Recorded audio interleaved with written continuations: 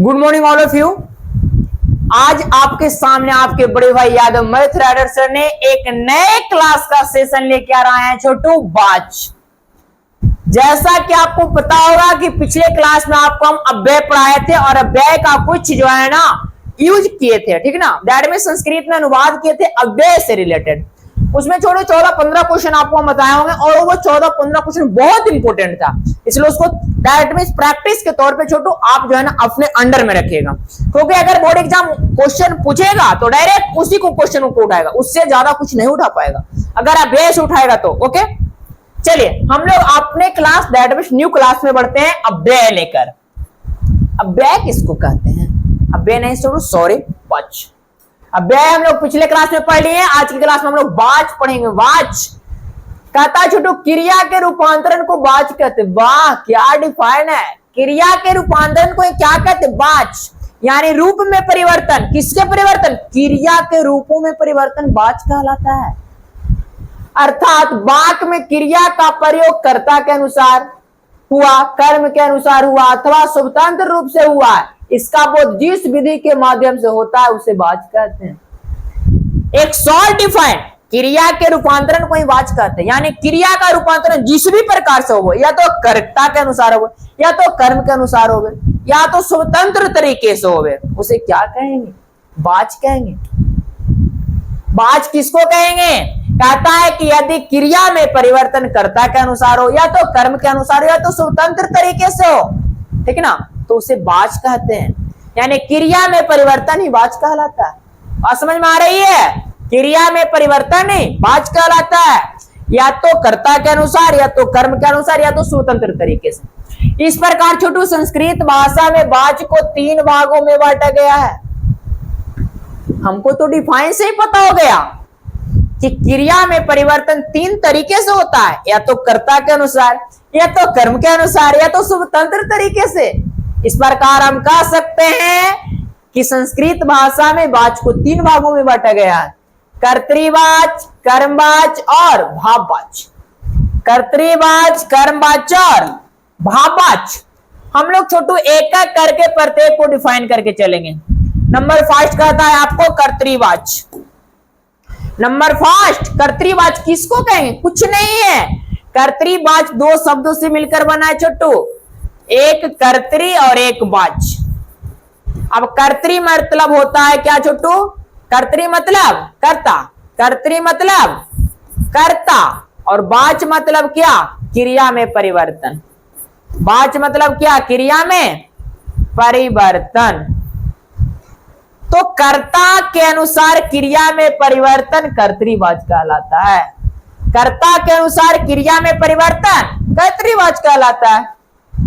कहता छोटू कि जिस वाक्य में क्रिया का प्रयोग कर्ता के अनुसार होता है, जिस वाक्य में क्रिया का प्रयोग किसके अनुसार? कर्ता के अनुसार होता है, उसे कर्तृवाच कहते हैं। कर्तृवाच के कर्ता में प्रथमा विभक्ति होती है, ये याद रहे छोटू। कर्तृवाच के कर्ता में कौन सी विभक्ति? प्रथमा विभक्ति होती है, और कर्म में द्वितीय विभक्ति होती है। यहां बात क्या है छोटू? कर्तृवाच के कर्ता में प्रथमा विभक्ति होती है और कर्म में द्वितीय विभक्ति होती है। कर्तृवाच के कर्ता में प्रथमा विभक्ति होती है और कर्म में द्वितीय विभक्ति होती है। याद रहे क्वेश्चन यहीं से आएगी, ये क्लास इसीलिए इंपॉर्टेंट है। ये नहीं कोई पूछेगा कर्तृवाच का डिफाइन क्या होता है। कर्तृवाच तो हो ही रहा है, क्रिया में परिवर्तन कर्ता के अनुसार, तो कर्तृवाच होगा। इसमें बताइए तो कर्ता में कौन सी विभक्ति होगी? तो प्रथमा विभक्ति होगा, और कर्म में कौन सी विभक्ति होगी? तो द्वितीय विभक्ति होगा। ओके, और क्रिया कर्ता के पुरुष और वचन के अनुसार होती है। क्रिया जो होगा कर्ता के पुरुष और वचन के अनुसार, यानी क्रिया में जो परिवर्तन है वो कर्ता के पुरुष और वचन के अनुसार, यानी कर्ता कौन पुरुष कौन वचन में है। जैसे ओवा हो गया तो सह मतलब ओवा, तो सह कहां आता है? प्रथम पुरुष एक वचन आता है, तो क्रिया में परिवर्तन उसी के अनुसार होगा। बात समझ में आ रही है? जैसे छोटू बालका विद्यालयम गच्छति, बालका विद्यालयम गच्छति, यहां पे बताइए आपको क्या समझ में आया? मेरा जो डिफाइन बोला है कि जिस वाक्य में क्रिया का परिवर्तन कर्ता के अनुसार होता है उसे कर्तृवाच कहते हैं। लेकिन कर्तृवाच के कर्ता में प्रथमा विभक्ति होती है, कर्ता में प्रथमा विभक्ति और कर्म में द्वितीय विभक्ति होती है। और क्रिया में जो परिवर्तन होता है वो कर्ता के वचन और पुरुष के अनुसार होता है। तो जैसा मेरा देखिए, बालकः विद्यालयं गच्छति, बालकः विद्यालयं गच्छति, बालका मेरा क्या कहता है, बालक विद्यालय जाते, लड़का विद्यालय जाता है, तो लड़का मेरा कर्ता हुआ ना जी। तो लड़का कर्ता हुआ, तो देखिए तो कर्ता में कौन सा विभक्ति है, तो प्रथमा विभक्ति है कि नहीं, बालका। एक बात नोट पॉइंट बताते हैं छोटू, इसे कारक में पढ़े क्या है, ठीक ना, विभक्ति। तो हम बताते हैं जिसमें विसर्ग लगा रहेगा वो प्रथमा विभक्ति होगा, जिसमें मान लगा रहेगा वो द्वितीय विभक्ति होगा। ओके, जिसमें विसर्ग लगा रहेगा प्रथमा, जिसमें मान लगा रहेगा द्वितीय विभक्ति, और जिसमें एन लगा रहेगा बालकेन ये वगैरह, दैट मींस ना मानिए ना, जिसमें ना लगा रहेगा वो तृतीय विभक्ति हो जाएगा। ओके, तो देखिएगा हम इसमें विसर्ग लगा है तो कौन सा विभक्ति होगा, प्रथमा विभक्ति। और कहता है कि कर्म में द्वितीय विभक्ति लगती है, तो इसमें देखिए मान लगा रहेगा तो कौन सी विभक्ति, द्वितीय विभक्ति। यानी विद्यालय में कौन सी विभक्ति है, द्वितीय। और ये गच्छति कैसे हुआ, तो बालका प्रथम पुरुष एक वचन में तो आती है, तो प्रथम पुरुष एक वचन में लट लकार का रूप क्या होता है, ती। तो ये हो गया क्या, गच्छति। बताइए किसी भी तरह का डॉट है तो आप डॉट कीजिए कमेंट सेक्शन में, हम आपका कमेंट का रिप्लाई जरूर डालेंगे। ओके, किसी भी तरह के डॉट छोटू बोलेगा। क्वेश्चन यहां से यही इंपॉर्टेंट है कि कर्तृवाच में के कर्ता में कौन सी विभक्ति, तो प्रथमा विभक्ति, कर्म में कौन विभक्ति, तो द्वितीय विभक्ति होती है, और क्रिया किसके अनुसार बदलता है, तो कर्ता के वचन और पुरुष के अनुसार बदलता है। ओके, चलिए हम लोग नेक्स्ट बढ़ते हैं।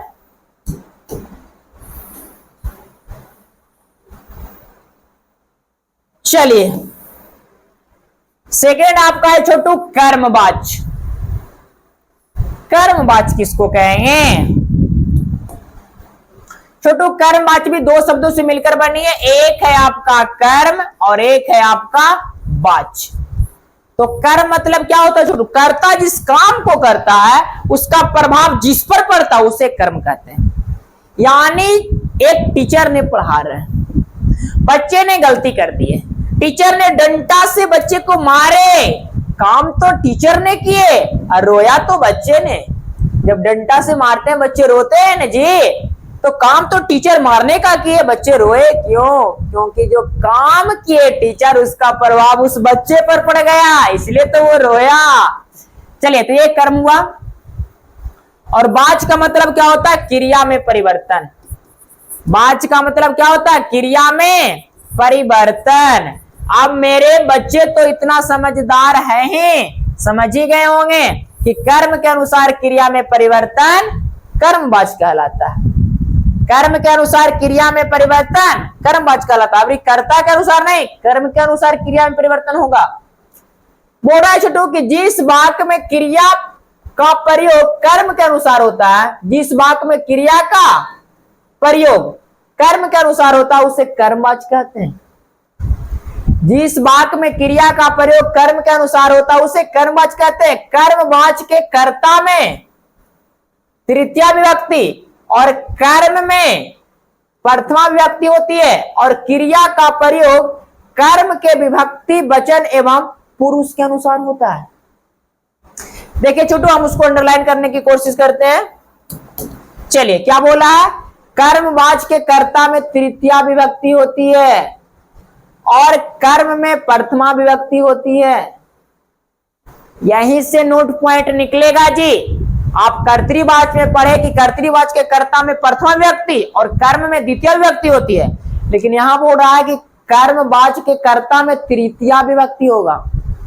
कर्मवाच के कर्ता में तृतीया विभक्ति और कर्म में प्रथमा विभक्ति होती है, और कर्म में प्रथमा विभक्ति होती है, और क्रिया का प्रयोग कर्म के विभक्ति वचन एवं पुरुष के अनुसार होता है। उसमें जो कर्तृवाच में हो रहा था वो कर्ता के अनुसार हो रहा था ना, और यहाँ कर्म के अनुसार होगा, कर्म के विभक्ति वचन एवं पुरुष के अनुसार। चलिए, इसके क्रिया में यक प्रत्यय लगाया जाता है। कौन प्रत्यय, यक प्रत्यय लगाया जाता है। और जिस निष्पन्न शब्द के अंत में यते लगा रहता है उसमें यक प्रत्यय होता, पता है ना। चलिए जैसे एग्जाम्पल की बात करता है छोटू, छात्रेन वेदा पठ्यते, वाह क्या बात है। अरे ऐसा ही समझ में आ जाएगा कर्मवाच्य कैसे, तो जहां देखेंगे यक प्रत्यय, जिस निष्पन्न शब्द के अंत में यते लगाओ एक प्रत्यय होता है, तो जिसमें देखेंगे यते लगा बस मारेंगे कर्मवाच्य। और यहां से हमको समझ में आ जाए कर्मवाच्य के कर्ता में कौन सी विभक्ति, तो तृतीया विभक्ति, और कर्मवाच्य के कर्म में कौन सी विभक्ति, तो प्रथमा विभक्ति। सबसे इंपॉर्टेंट यही वाला बात है जी, सबसे इंपॉर्टेंट यही वाला बात है। ओके आप जरूर याद रखिए। तो बोलता एग्जाम्पल छोटू, छात्रेन वेदा पठ्यते, समझ में आ रही है आपको ये एग्जाम्पल से हम क्या देखना चाहते हैं, जो हिंदी नहीं देखना चाह रहे हैं हम लोग, तो हिंदी बोल रहा है छात्र के द्वारा वेद पढ़ा गया, या तो पढ़ा, छात्र के द्वारा वेद पढ़ा गया कर दीजिए, छात्र के द्वारा वेद पढ़ा गया, छात्रेन वेदा पठ्यते, छात्र के द्वारा क्या किया गया, वेद पढ़ा गया। हमको इससे मतलब नहीं है, हमको इससे मतलब है कि ये कौन सा सेंटेंस है, ये कर्मवाच्य है या तो कर्तृवाच्य है इसमें, तो छात्रेन वेदा पठ्यते, जैसे ही हमको मिला पठ्यते बोला है, देखिएगा यहाँ पे बोला इसके क्रिया में यक प्रत्यय लगाया जाता है, हमको क्रिया, पठ माने पढ़ना क्रिया ही है ना, तो क्रिया में यक प्रत्यय दिख गया, कहेंगे कर्मवाच्य। और जब कर्मवाच्य तो कर्मवाच्य के कर्ता में तृतीया विभक्ति होती है, हम अभी बताएं ना लगा रहेगा, एन लगा रहे या तो ना लगा रहे, कुछ भी याद रखिए आप, एन लगा रहे या तो ना लगा रहे तृतीया विभक्ति, विसर्ग लगा रहे प्रथमा विभक्ति, मां लगा रहे द्वितीय विभक्ति। ओके तो लगा रहे छात्रेन तृतीया विभक्ति है ना जी, वेदा देखिए विसर्ग लगा है प्रथमा विभक्ति है ना जी, तो छात्रेन वेदा पठ्यते किसका उदाहरण है, तो कर्मवाच्य का उदाहरण है। इसके कर्ता में तृतीया विभक्ति है और इसके कर्म में आपका प्रथमा विभक्ति है।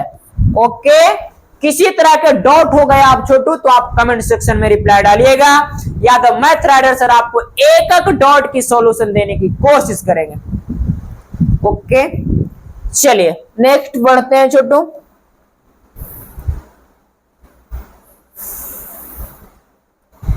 नेक्स्ट आपका कहता है भाववाच्य। चलिए भाववाच्य किसको कहेंगे, चलिए भाववाच्य को डिफाइन कीजिए जी। यहां पे भाव भी छोटू दो शब्दों से मिलकर बन जाएगा, भाव प्लस वाच्य। अब भाव मतलब भाव यानी ये स्वतंत्र होती है, और वाच्य का मतलब क्रिया में परिवर्तन, क्रिया में परिवर्तन यानी भाव के अनुसार क्रिया में परिवर्तन भाववाच्य कहलाता, आप बोल सकते हैं। यानी जिस कह सकते हैं छोटू कि जिस वाक्य के क्रिया में न तो कर्ता के अनुसार परिवर्तन होता है और नहीं तो कर्म के अनुसार परिवर्तन होता है, स्वतंत्र तरीके से होता है, न कर्ता के अनुसार नहीं तो कर्म के अनुसार स्वतंत्र तरीके से होता है, उसे कहते हैं भाववाच्य। जिस वाक्य में क्रिया का प्रयोग कर्ता अथवा क्रिया के अनुसार ना होकर स्वतंत्र रूप से होता है उसे भाववाच्य कहते हैं। डिफाइन में कोई डॉट, ना कर्ता के अनुसार परिवर्तन क्रिया में नहीं तो कर्म के अनुसार स्वतंत्र तरीके से होता है, तब उसे कहते हैं भाववाच्य। कहता है इसमें क्रिया की प्रधानता होती है, किसकी प्रधानता, क्रिया की प्रधानता होती है। क्रिया हमेशा प्रथम पुरुष एक वचन में होती है, क्रिया हमेशा प्रथम पुरुष एक वचन में होती है, इसमें कर्म नहीं होता। वाह ऐसा ही पता चल गया, इसमें कर्म नहीं होता है और कर्ता में तृतीया विभक्ति होता है। कर्मवाच्य के कर्ता में भी तृतीया विभक्ति था लेकिन उसमें कर्म था और इसमें कर्म नहीं रहेगा। जैसे देखिएगा छोटू एग्जाम्पल को हम लोग करेंगे बहुत अच्छे तरीके से जी। कहता जैसे रामेन हस्यो, रामेन हस्यो यानी राम के द्वारा हंसा जाता है, रामेन हस्यो राम के द्वारा हंसा जाता है, रामेन हस्यो राम के द्वारा हंसा जाता है। कितना इजी सेंटेंस है, लेकिन पकड़ेंगे कैसे, अरे पकड़ते लेंगे आपका चुटकी जी, क्योंकि यादव मैथ राइडर से ऐसे ऐसे नुस्खा दे दिए ना, पकड़ते लेंगे आपको चुटकी, चाहे जितना छोटा रहे। ओके आपको कैसे पकड़ेंगे देखिएगा, अभी हम आपको पकड़ने के लिए सिखा देते। रामेन हंस्यो, देखिए ये करता है, अरे राम के तो बड़ा हंसा जाता है ना। रामेन हंस्यो, इसमें कौची लगल है, तृतीया विभक्ति लगल है, और बीच में इसमें कर्म है ही नहीं। कर्म क्या हो गया, कर्म जो हो गया छोटू, कर्म नहीं है, कर्म नहीं है। ये हंस्यो, हंसना, हंसना क्या है, क्रिया है। हंसना क्या है, क्रिया है। अब बताइए, अगर मेरा मिल गया कि कर्ता में तृतीया विभक्ति और कर्म नहीं रहेगा, कर्म नहीं रहेगा, किसमें नहीं रहेगा, भाववाचक में नहीं रहेगा। ओके, और क्रिया में परिवर्तन स्वतंत्र तरीके से हुआ, कर्ता के अनुसार हुआ नहीं है, स्वतंत्र तरीके से हुआ है, इसलिए इसमें कौन बाच, भाववाचक हुआ।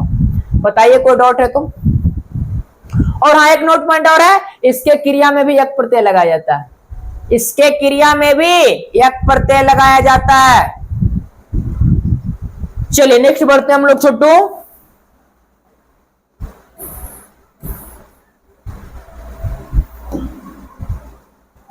नेक्स्ट बातें करता छोटू, कर्ता का परिवर्तन और कर्म का परिवर्तन, और फिर एक क्रिया होता है, क्रिया का परिवर्तन। हम लोग जानेंगे छोटू कि कर्ता का परिवर्तन कैसे होता है, कर्म का परिवर्तन कैसे होता है, और क्रिया का परिवर्तन कैसे होता है। कर्ता का परिवर्तन प्रथमा विभक्ति से तृतीया विभक्ति में, कर्ता का परिवर्तन प्रथमा विभक्ति से तृतीया विभक्ति में कैसे करेंगे। तो छोटू जैसा कि दिख रहा है आपको, अहम, अहम को बनाए क्या, मया, बात समझ में आ रही है। अहम आपका क्या है, अहम आपका है छोटू प्रथमा विभक्ति, और इसका हम लोग बनाएंगे तृतीया विभक्ति, तो हो जाएगा अहम का मया, अहम का मया। नेक्स्ट बोर्ड है आपको बालका, बालका का तृतीया क्या होगा, बालकेन। बालका आपका प्रथमा विभक्ति है और इसका तृतीया होगा बालकेन। वयम, वयम आपका प्रथमा विभक्ति है, वयम का तृतीया क्या होगा, अस्माभि। वयम का क्या होगा, अस्माभि। बालका का तृतीया क्या होगा, बालकय। बालका का तृतीया क्या होगा, बालकय। तुवम, तुवम का तृतीया क्या होगा, तब्या। तुवम का, तुवम क्या है, तुवम प्रथमा विभक्ति है, तृतीया विभक्ति की बात करें तो होगा क्या, तब्या। रामा, रामा का तृतीया विभक्ति क्या होगा, रामेन। सा का तृतीया क्या होगा, तेन। सीता, सीता का तृतीया क्या होगा, सित्या। सा का तृतीया क्या होगा, तया। और बालिका का तृतीया क्या होगा, बालिक्या। तो याद रहे, एक नजर छोटू, सबसे ज्यादा पूछे जाने वाला क्वेश्चन ये हो गया आपको, ये हो गया, और ये हो गया, और ये हो गया। ये सब ज्यादा पूछे जाने वाला क्वेश्चन है कि प्रथमा विभक्ति अगर बताएगा कि सा का तृतीय रूप क्या होगा, तो सा का तृतीय रूप क्या होगा, तेन होगा। तो कहीं ना कहीं इंपॉर्टेंट है छोटू, एक नजर आप जरूर रखिएगा। ओके, चलिए आप हम लोग अब नेक्स्ट टॉपिक चलते हैं सेकंड में। कर्म का परिवर्तन द्वितीय विभक्ति से प्रथमा विभक्ति में, कर्म का परिवर्तन द्वितीय विभक्ति से प्रथमा विभक्ति में। द्वितीय विभक्ति दे ले और प्रथमा विभक्ति खोजता है, ठीक ना। देखिए क्या होता है, कहता माम, माम मेरा क्या द्वितीय विभक्ति है, इसका प्रथमा क्या होगा, अहम। त्वाम, त्वाम। बालकाम, बालका। लताम, लता। मित्रम, मित्रम। इसका प्रथमा द्वितीय विभक्ति और प्रथमा विभक्ति दोनों सेम होता है। बोलता फलम, तो फलम। मित्रम और फलम छोटू समान होती है, द्वितीय और प्रथमा दोनों। फिर बोलता पुस्तकम, पुस्तकम। मित्राने, मित्राने। पुस्तकाने, पुस्तकाने। युष्मान, युयम। यानी कहीं ना कहीं देखा गया तो प्रथमा विभक्ति और द्वितीय विभक्ति सेम पाया गया, लेकिन कुछ कुछ अलग पाया गया, उसको आप अच्छे तरीके से जरूर याद कीजिएगा। ओके, चलिए हम लोग नेक्स्ट बढ़ते हैं छोटू।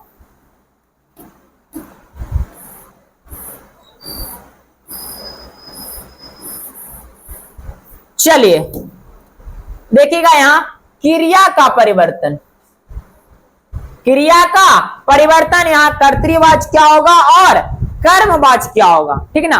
क्रिया का परिवर्तन मेरा दिया है, धातु दिया है और उसके बाद आपको कर्तृवाचक दिया है और कर्मवाचक दिया है। क्रिया का परिवर्तन है, ठीक ना। तो मेरा देखिए ये सब धातु है, दैट मीन्स धातु का हिंदी रूप ही क्रिया कहला जाती है ना। तो मेरा धातु दिया गया है और यहाँ पे इसका कर्तृवाची क्या होगा और इसका कर्मवाची क्या होगा। तो मेरा फर्स्ट धातु छोटू पट, पट का कर्तृवाची क्या होगा पठते और कर्मवाची क्या होगा पठ्यते। कहेंगे कैसे, तो छोटू कर्मवाची में कौन सा प्रत्यय लगता है यक प्रत्यय, और यक प्रत्यय लगने से उसके लास्ट में क्या लगते हैं यते लगते हैं। जिस शब्द में यक प्रत्यय होता है किसी शब्द के अंत में अगर यते लगता है उसमें यक प्रत्यय होता है। तो कर्मवाची में यक प्रत्यय लगाया जाता है ना, तो उसके अंत में क्या होगा यते। चलिए गम, गम का कर्तृवाची क्या होगा गच्छति और कर्मवाची क्या होगा गम्यते। भू, भू का कर्तृवाची क्या होगा भवति और इसका कर्मवाची क्या होगा भूयते।